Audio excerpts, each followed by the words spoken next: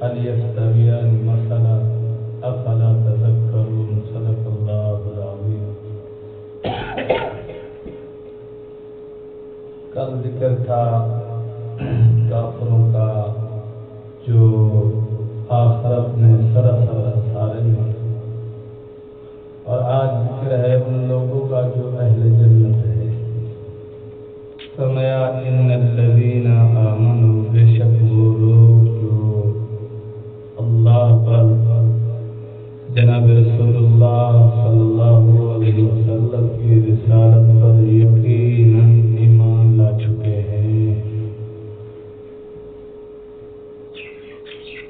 رسمی ایمان نہیں، یقیناً ایمان لا چکے ہیں، یعنی اللہ کا حکم ماننے والے ہیں اور جناب رسول اللہ صلی اللہ علیہ وسلم کی سنتوں پر عمل کرنے والے ہیں، آپ علیہ السلام کے طریقوں پر عمل کرنے والے ہیں.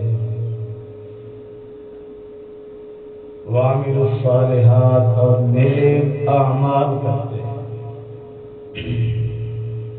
خالی ایمان بالآخر جنت میں لے جائے گا، لیکن ایمان کے ساتھ اعمال کا ہونا یہ بھی ضروری ہے، کیونکہ اعمال ایمان کی کیفیات میں ترقی کا باعث ہے. صرف ایمان لے آیا، اب اسے ایمان کا کنیکشن تو مل گیا، لیکن اس کو اب زنگ لگتا رہے گا. یہ مطلب ہے گناہوں کا زنگ، غفلت کا زنگ، بدعمالیوں کا زنگ لگ کے یہ ایمان مزید کمزور کمزور کمزور کمزور، یہاں تک کہ ایمان چھن جانے کا خطرہ ہوتا ہے.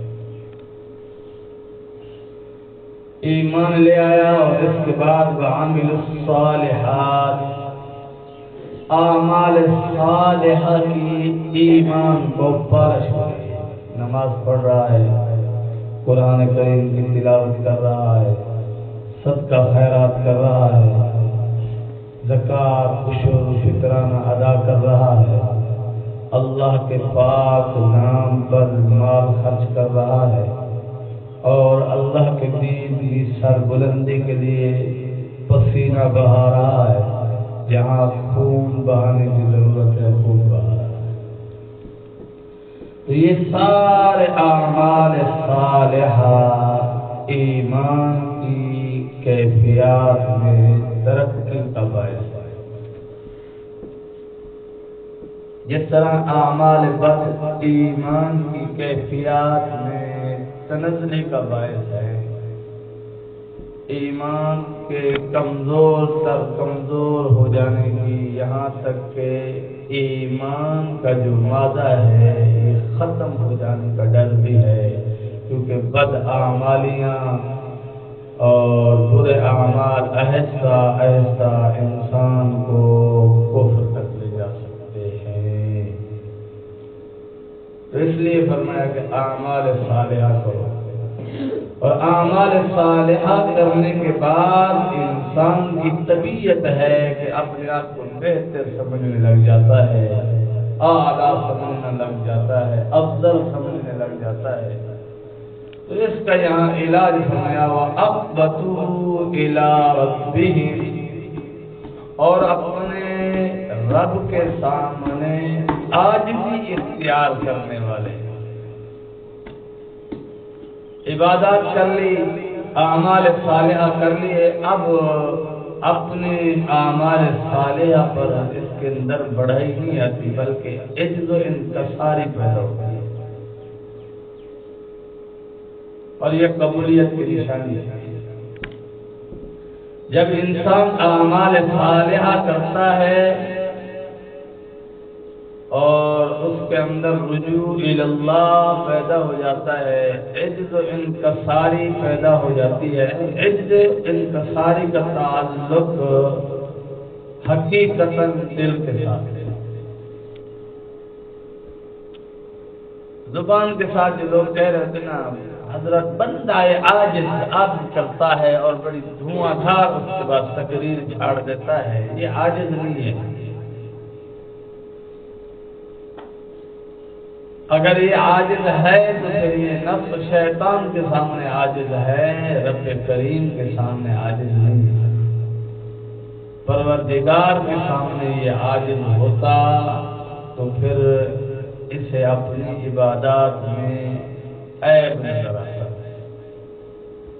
صحابہ کرام رضوان اللہ علیہم اجمعین حضور صلی اللہ علیہ وسلم کی صحبت سے فیضیاب ہونے والے جب عبادات کرتے تھے تو عبادات کے بعد روتے تھے۔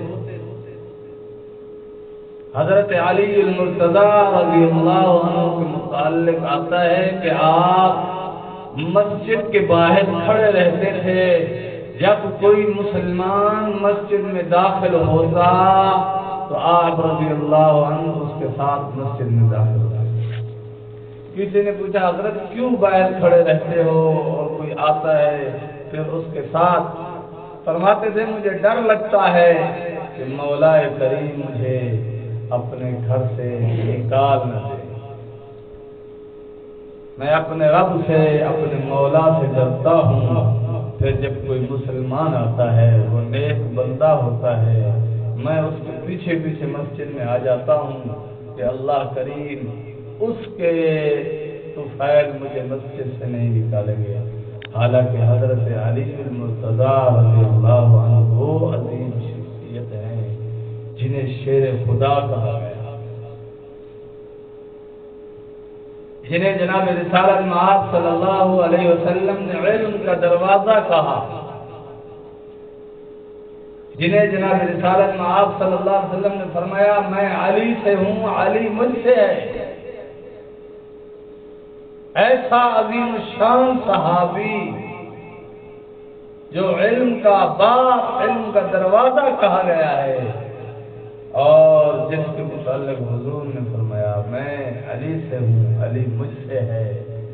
اتنی عظیم بات جس کے متعلق جناب رسالت مآب صلی اللہ علیہ وسلم نے ارشاد فرمائی، ایسا علی اللہ کے خوف سے ڈر رہا ہے۔ وعملوا الصالحات تو فوراً وَأَخْبَتُوا إِلَىٰ رَبِّهِمْ کہ اپنے پروردگار کے سامنے عجز و انکساری، اپنی نیکی پر بھی اللہ کے سامنے رونا کہ یا اللہ تیری عظمت، تیری شان بہت اونچی ہے، تو بڑی عظمت والا ہے، میں تیرا بندہ ہوں، عاجز ہوں، گناہگار ہوں، خطا کار ہوں، کمزور ہوں، تیری شان حق تو یہ ہے کہ تیری شان کا کوئی حق ادا کر نہیں سکتا، میں آیا تو ہوں تیرے دربار میں حاضری دینے کے لیے، میں اپنے گناہ بخشوانے کے لیے، لیکن حقیقت یہ ہے کہ صحیح معنی میں جیسے آپ کی ذات کا حق ہے وہ مجھ سے ادا نہیں سکتا۔ اور جب انسان کے دل میں یہ بات ہو پھر وہ لوگوں کے سامنے نہیں اللہ کے سامنے گڑگڑا کر روتا ہے، اس کے دل میں اس کی کمی کوتاہیاں نظر آتی ہیں۔ یہ عجیب عجز و انکساری آئی ہوئی ہے آج کل کے زمانے میں کہ عاجز اور انکسار بنے ہوئے ہیں کہ ہم عاجز بھی ہیں، انکساری بھی کرتے ہیں، لیکن عیب دوسروں کی تلاش کرتے ہیں، ہٹنگ ہم دوسروں پر کرتے ہیں۔ ہمارے ساتھ نماز پڑھنے والا ہو، دوسرا مسلمان ہو، ہم اس کی کردار کشی کر رہے ہیں اور کہتے ہیں ہم تو عاجز، اللہ کے عاجز بندے ہیں۔ اگر اللہ کا عاجز بندہ ہوتا تو اسے اپنے عیب دکھتے، اپنی برائیاں، اپنی کمزوریاں نظر آتی، دوسروں کی نہ آتی۔ دوبارہ تین چیزیں بیان فرمایا ان الذین آمنوا، پہلی چیز ایمان، وہ لوگ جو ایمان لے آئے، وعملوا الصالحات اور نیک اعمال کرتے ہیں، وَأَخْبَتُوا إِلَىٰ رَبِّهِمْ اور اپنے پروردگار کے سامنے عاجزی اختیار کرتے ہیں، أُولَٰئِكَ اصحاب الجنہ، یہی لوگ جنت والے ہیں جو عجز و انکساری کے نام پر تکبر میں مبتلا ہیں۔ حدیث پاک میں آتا ہے جس کے دل میں ایک رائے سے کم حصہ اگر تکبر ہوا، رب العالمین اسے جنت کی ہوا بھی نہیں سونگنے دے گے، ہوا بھی نہیں لگنے دے گے، خوشبو بھی نہیں سونگنے دے گے۔ جنت کی خوشبو سونگنا بھی اس کے مقدر میں نہیں ہوگا۔ تکبر کوئی چھوٹی موٹی بیماری نہیں ہے۔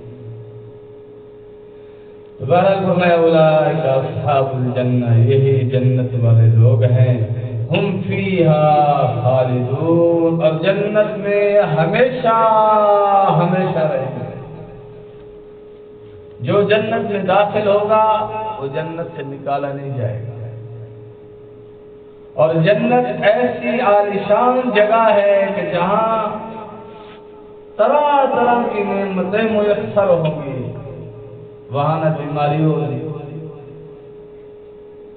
نہ وہاں کمزوری ہوگی، وہاں انسان صحت مند، جوان، توانا اور اعلیٰ سے اعلیٰ خوراکیں، اور جو چیز بھی اس کے دل میں خیال آئے گا آج فلاں چیز کھانی چاہیے، فوراً اس کو میسر ہو جائے گا۔ ہر خواہش جنت میں پوری ہو۔ میں یہی بات ایک جگہ بیان کر رہا تھا تو ایک آدمی نے مجھے کہا حضرت جنت میں کالے نہیں ہوں گے، جنت میں کالے کیوں نہیں ہوں گے؟ میں نے کہا کیوں نہیں ہوں گے؟ آپ نے، میں نے کہا ابھی بیان میں نہیں سنا کہ جنت میں اللہ رب العالمین ہر خواہش پوری فرمائیں گے، تو کہہ دینا یا اللہ مجھے کالا بنا دے، تو وہاں خواہش ظاہر کر دینا کہ مجھے یا اللہ تو کالا بنا دو، کالا ہو جائے گا بس۔ اگر تیرا اتنا ہی شوق ہے کہ جنت میں بھی تو کالا رہنا چاہتا ہے تو مجھے اللہ کالا بنا دے گا، کوئی مسئلہ نہیں ہے۔ فی الحال تو اعمال صالحہ کر، اللہ کو راضی کر، اللہ کو خوش کرنے کی کوشش کر۔ عجیب عجیب دماغ ہے، دماغ کے کملے ہیں لوگ، جو کالے جنت میں کیوں نہیں جائیں گے اور جنت میں کالے کیوں نہیں ہوں گے؟ آپ خواہش کر لینا، اللہ تعالیٰ آپ کو کالا بنا دے گا، اور جتنا آپ چاہو گے اتنا کالا بنا دے گا۔ آپ چاہے وہ توا نہیں ہوتا، توے کی طرح کالے بننا چاہو تب بھی اللہ تعالیٰ بنا دے گا، آپ کی خواہش پوری ہوگی۔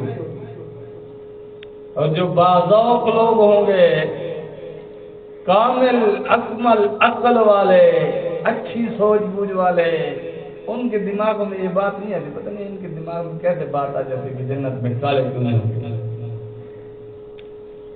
جن کی اچھی سوچ ہوتی ہے وہ تو وہاں جنت کی دوسری نعمتوں کے بارے میں سوالات ہو رہے ہیں، اور جس کی اعلیٰ سوچ ہوگی جنت میں، اس کے لیے سب سے عظیم نعمت یہ ہے کہ وہ اللہ کی زیارت کا، اللہ کے دیدار کا خواہش مند ہوتا ہوگا۔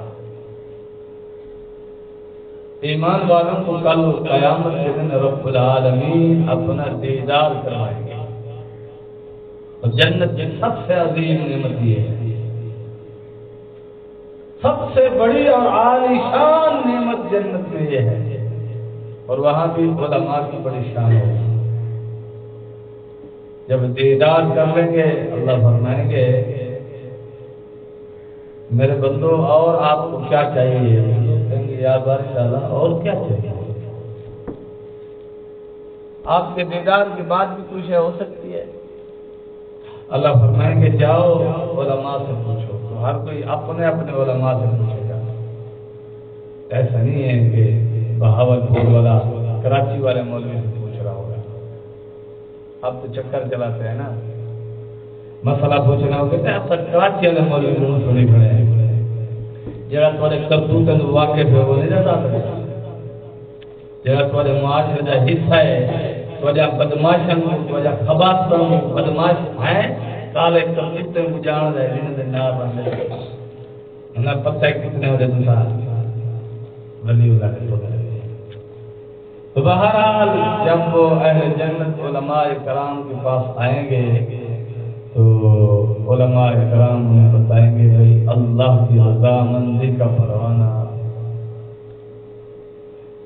ویسے تو مل چکا ہوگا لیکن اس کا اعلان ہو جائے گا. اللہ فرمائے کہ آج کے بعد میں آپ سے کبھی ناراض نہیں ہوں گا, ہمیشہ ہمیشہ کے لیے آپ سے راضی ہو گیا. یہ بہت بڑی خوشی ہوگی. تو آگے مسلمان اور کافر کی مثال پیدا ہوئی, کافر کی مثال بیان فرمائی. فرمایا مثل الفریقین, دو فریقوں کی مثال ایسی ہے کالاعمی والاصم, جیسے اندھے اور بہرے کہ کافر اندھا ہے بہرا ہے, مومن والبصیر والسمع یہ دیکھنے والا ہے اور سننے والا ہے. اب بظاہر دونوں دیکھتے ہیں, دونوں کے کان صحیح ہیں, آنکھیں صحیح ہیں, لیکن سننے پہ جب آتے ہیں تو حق بات سننے کے بعد حق اور باطل میں تمیز کرنا, حق کے قریب ہو جانا, یہ مسلمانوں کی شان ہے. تو فرمایا یہ بہرے نہیں ہیں بلکہ یہ سننے والے ہیں. اور کافروں کو کہا والاصم کہ یہ بہرے ہیں, اس لیے ان کو بہرا کہا. جب یہ حق بات سنتے ہیں بجائے حق کے قریب ہونے کے حق کی مخالفت کرنے لگ جاتے ہیں, دین کی مخالفت شروع کر دیتے ہیں. اور اسی طرح فرمایا جب اللہ کی قدرت کے نظارے دیکھتے ہیں, جہان عالم میں غور و فکر کرتے ہیں, چیزوں کو دیکھتے ہیں, والبصیر تو ایمان والا اپنے رب کو تلاش کرتا ہے, اپنے رب کی قدرت کے نظارے کر کے اللہ کو شناخت کرتا ہے کہ اللہ کی قدرت کے نظارے ہیں, اللہ نے یہ فصلیں تیار کرائی ہیں, اللہ نے یہ جہان بنایا ہے, درخت بنائی ہیں, کھیت بنائے ہیں, یہ فلاں فلاں چیزیں بنائی, پھر اللہ انہیں کو فنا کرتا ہے, پھر دوبارہ پیدا کرتا ہے. تو یہ اس میں نشان عبرت دیکھ رہا ہے. اور جو کافر ہوتا ہے کالاعمی, آنکھوں سے اندھا ہوتا ہے, وہ کہتے ہیں یہ محنت ہے اور معمول کی چیزیں ہیں, ان سے کوئی فرق نہیں پڑتا.